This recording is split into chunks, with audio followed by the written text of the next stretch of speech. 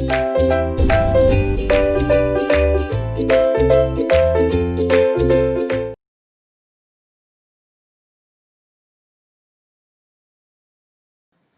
students, welcome to this English session. Today I am going to discuss two important chapters in the fourth block of your first year English course book. The title of the fourth block is Braving the Hazards. The first chapter, Disasters and Disaster Management by Anjana Majumdar, has already been discussed. Today I try to discuss the story The Sarang of Renagunji by Dr. A.J. Cronin and a poem The Wreck of the Titanic by Benjamin Peckett. The entire block speaks about the importance of being well informed and well equipped to face impending disasters. It also speaks about how to act timely and courageously in moments of crisis. There are some people who act timely, courageously and selflessly in moments of crisis. Such people actually deserve respect and admiration. They deserve recognition. The story, The Sarang of Renagunji, also speaks about a few people who act timely, courageously and selflessly in moments of crisis. It speaks about a voyage from Liverpool in England to Calcutta during the British rule in India. It also highlights the selfless service of the two important characters in the story, Hassan, the Sarang of Renagunji, and Dr. A.J. Cronin, the physician on board. The questions that may come in your examination are: the first one, character sketches. The second one, you can also expect certain letters written by the various characters in the story. First of all, we will go through the important characters in the story. There are four prominent characters in the story. The most important one, the hero, is Hassan, the Sarang of Renagunji, or the quartermaster of the ship. The second character is Dr. A.J. Cronin, the physician on board. The third one, Captain Hamble, the captain of the ship Renagunji. And the last important character in the story is Mad Job Smith. Now we will examine some of the physical features and personality traits of the hero of the story, Hassan. Hassan was the Sarang, or the quartermaster of the ship Renagunji. He was a squat, ugly native seaman with long hands, short legs, and a disproportionately large head. If you are asked to prepare the character sketch of a person, at first you have to write about his physical features. Now we move on to the personality traits of Hassan. When the physician of the ship, Dr. A.J. Cronin, reported smallpox on board to Captain Hamble, Captain Hamble informed that he was overloaded and understaffed and he would not be able to spare any of his officers.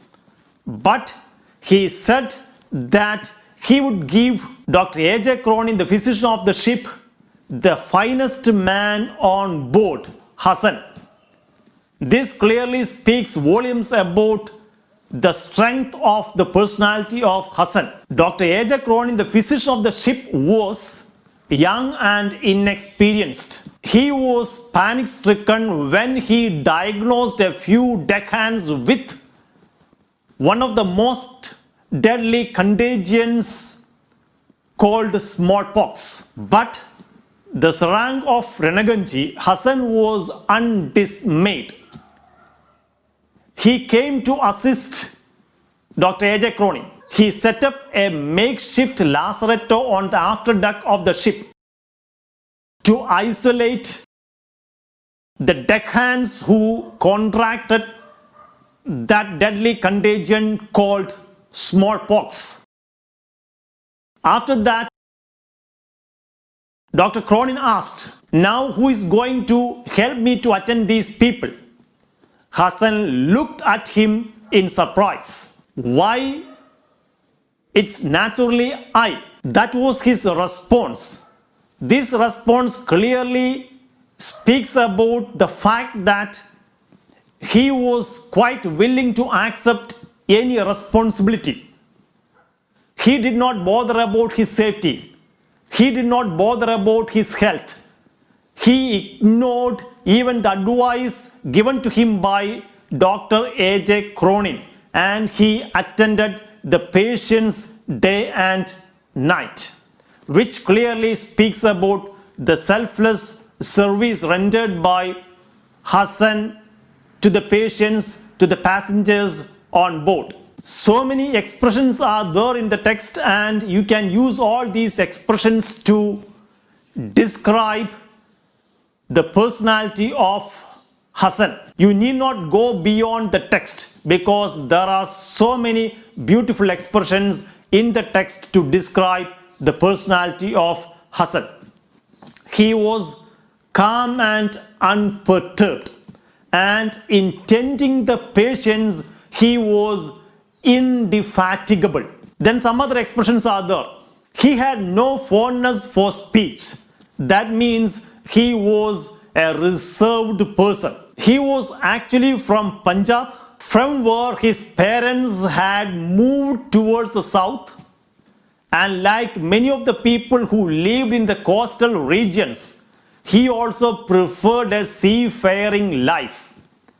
And for almost 40 years, he had given his life to various oceans, and out of these 40 years, 15 of these 40 years were spent on the ship called Ranaganji. In the great landmass of India, he had no place, no friends, and he did not even get married. He had no possession in the form of money or property. Money had no interest for him.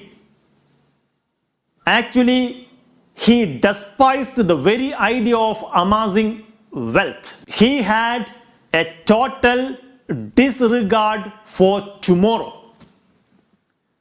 He did not amass any wealth. He was a pious Muslim. At the same time, he was willing to recite a passage from Ramayana before casting overboard the dead bodies of sailors wrapped in sackcloths. He was willing to pay last tributes to these sailors by reciting a passage from Ramayana. This clearly suggests that, indicates that he was secular. He was unmistakably sincere. He was courageous and selfless. Beside his simplicity, world's values seemed dross. World's values seemed worthless beside his simplicity. Our passionate desire for wealth, our passionate desire for success, everything looked worthless by the side of his simplicity. He had a pious disregard for anything exorbitant and renounced all worldly possessions. I have already told you there are so many beautiful expressions in the text which clearly speak about the greatness of this man Hassan. Now I move on to the next important characters in the story, the physician on board, Dr. A.J. Cronin. We can say that this story is autobiographical because Dr. A.J. Cronin writes about his experience as a physician on board the ship Ranaganji. The physician on board was young and inexperienced, and he did not know how to control his feelings. So when he diagnosed two of the sailors with smallpox, one of the most deadly contagions, he was panic stricken. He immediately reported the matter to the captain of the ship, Hamble. Captain informed him that he was overloaded and understaffed and he would not be able to spare any of his officers, but he offered him the service of the finest man on board Hassan. Together they worked hard. Together they set up a lazaretto on the afterdeck of the ship and they isolated these patients. They looked after the patients day and night. And finally, they were able to contain that deadly disease called smallpox. They were able to save the lives of hundreds of people on board. As a physician, he was duty bound and he was able to discharge his duties with utmost sincerity and care. Even though he had that intense desire for success and wealth, his interaction with Hassan made him think that this passionate desire for wealth and success, the desire for worldly possessions, everything was worthless beside the simplicity of Hassan. He felt a secret shame for his passionate desire for wealth and success. Both of them were successful in containing that serious illness. And towards the end of the story, we find this man giving a fitting reply to Mad Job Smith when she asked him where he had kept that creature in the ship, whether he had kept Hassan in a cage or not. He gave that fitting reply that he was in a cage, he was in that isolated place, in that makeshift lazaretto, but all the animals were outside the cage. Now I move on to the next important character in the story, Captain Hamble. He can be considered as an ideal captain because he exhibited some of the traits of an ideal captain. He was a thick-set man of 55. He was a strict disciplinarian. At the same time, he was a just and fair-minded officer. When A.J. Cronin reported the outbreak of smallpox on board, he drew his lips together, he became very serious, and he said that he was overloaded and understaffed and he would not be able to spare any of his officers to help Dr. Cronin, but he was willing to give him the best man, the finest man on board Hassan. He also asked him not to pass that information to any of the passengers on board because there would be a bloody panic if that information was leaked to the passengers. He did not want his passengers to be panic stricken. This is one of the ideal traits of a captain. Captain Hamble can be considered as an ideal captain because he exhibited some of the noble qualities of an ideal captain. And the last important character in the story is Mad Job Smith. She was a thrusting person. She presented herself in a dashing style to look younger, even though she was over 30. She was not only a snob, but a bore, an assertive bore. And she was one of the chief social promoters on board. She made a scathing, racist remark against Hassan. She said to her companion that she had never found such an ugly creature in her life. The scathing racial remark against Hassan was that Darwin was not altogether wrong. That means now she believed that man has been evolved from apes.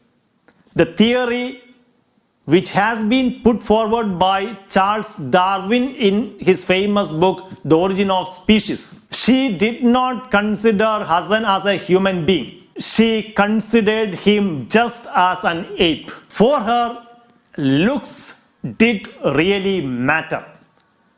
She was unable to realize the strength of the personality of Hassan. She was unable to realize the nobility of Hassan. And because of that, towards the end, she made another scathing remark against Hassan. She asked that venomous question to Dr. Cronin whether he had put Hassan in a cage or not. So she can be considered as a person who doesn't value the dignity of other human beings. She did not value the dignity and nobility of Hassan. So, Hassan, Dr. A.J. Cronin, Captain Hamble, and Mad Job Smith are the prominent characters in the story, and there will be a character sketch in your final examination. A character sketch of any of these four characters. The next question that may come in your examination: letters written by various characters in the story. A letter written by A.J. Cronin describing the selfless service of Hassan to the managing director of the shipping company, recommending him for a promotion. The second question: Mad Job Smith has now realized her folly. She has learned about the selfless service rendered by Hassan to the passengers on board and also the people who contracted that serious illness called smallpox. Now she felt very sorry and decided to prepare a letter to Hassan. What would be the content of the letter? The third question: now Hassan is promoted and the managing director of the company invited him to address a gathering. What would be the content of his speech? These are some of the questions that you may find in your examination. Now I move on to another important work, another important chapter in the fourth block of your first year English course book. The title of the chapter is The Wreck of the Titanic by Benjamin Peckett. It is a spectacular poem. Just before the beginning of the poem, there is a beautiful extract from an essay written by A.G. Gardner. The title of that essay is On Courage.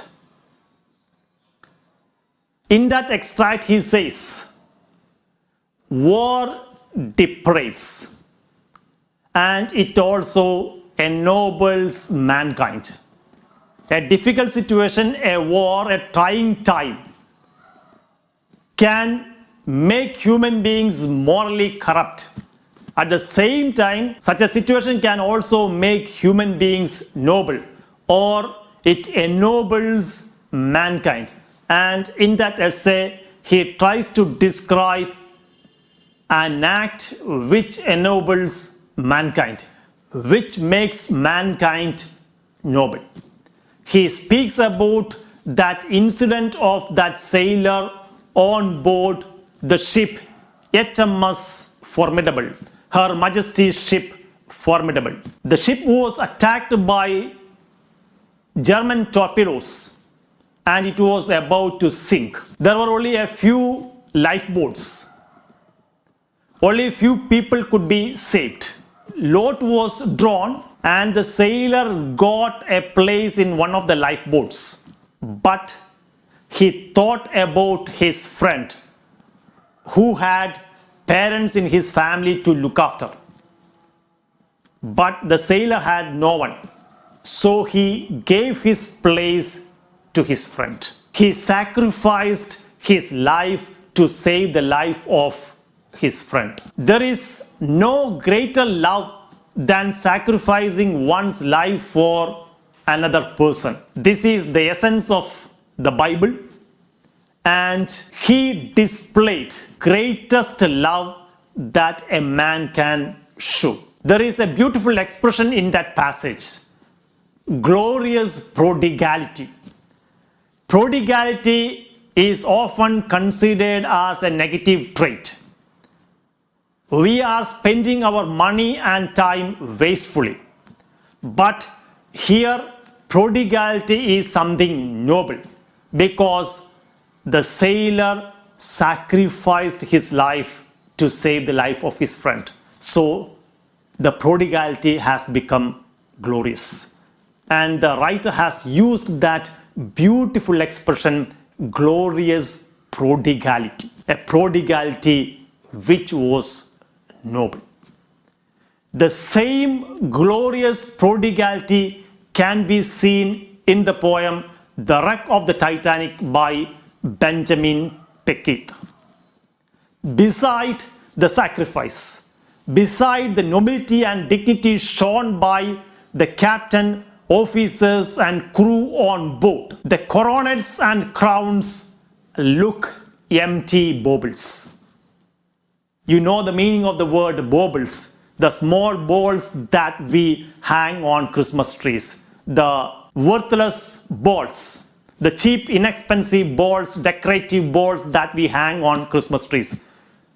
By the side of their greatness, by the side of their dignity, nobility, and sacrifice, selflessness, even crowns and coronets look worthless, look like empty baubles. The Wreck of the Titanic is a poem about one of the greatest maritime tragedies that occurred on 14th of April 1912. The ship collided with a towering mountain of ice and about to sink.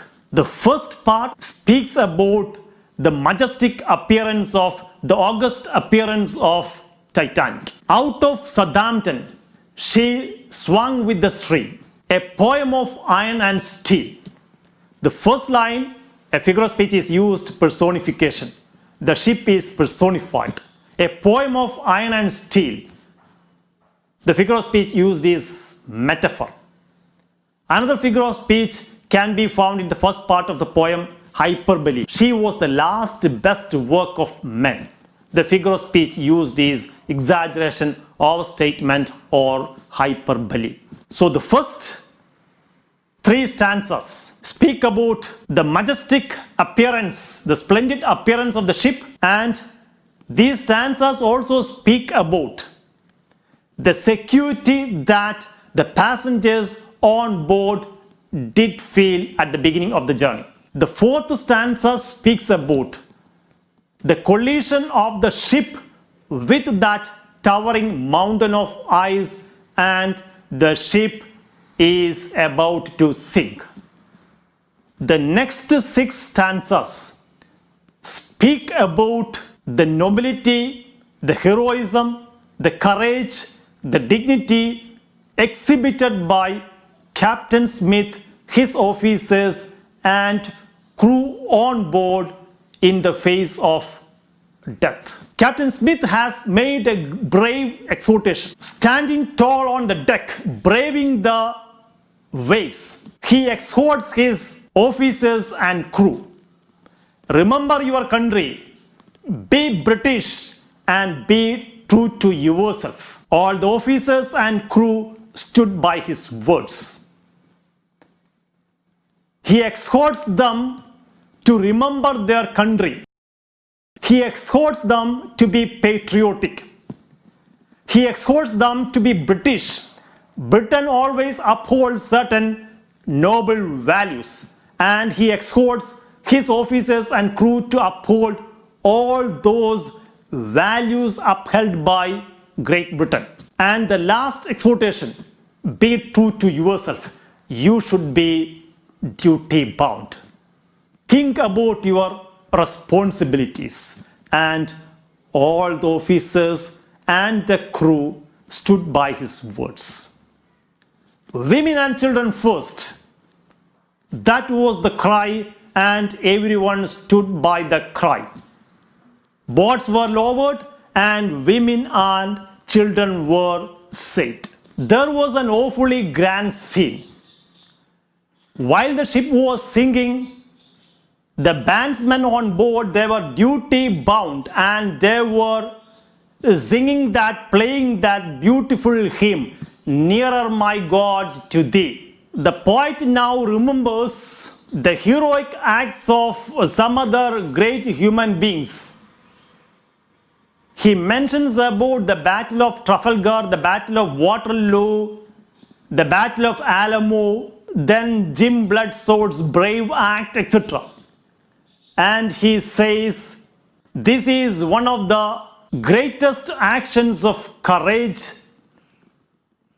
which will be remembered down the corridors of time. So the entire poem speaks about the selflessness, the heroism, the courage, dignity, and nobility exhibited by Captain Smith, his officers, and crew, even in moments of crisis. The most important question that you can expect from this chapter is prepare a newspaper report. The important features of a newspaper report are given on page number 128 and it is displayed on the screen. Go through all these important features, try to internalize all these features, and you should be in a position to prepare beautiful newspaper reports in your examination. So the entire fourth block speaks about the importance of being well informed and well equipped to face impending disasters. It also speaks about how to act timely and courageously in moments of crisis. The block also speaks about the importance of selflessness, the importance of sacrifice. Each and everyone should be able to act timely, courageously, and selflessly in moments of crisis. This is the essence of the block, Braving the Hazards. That's all for the day. Thank you.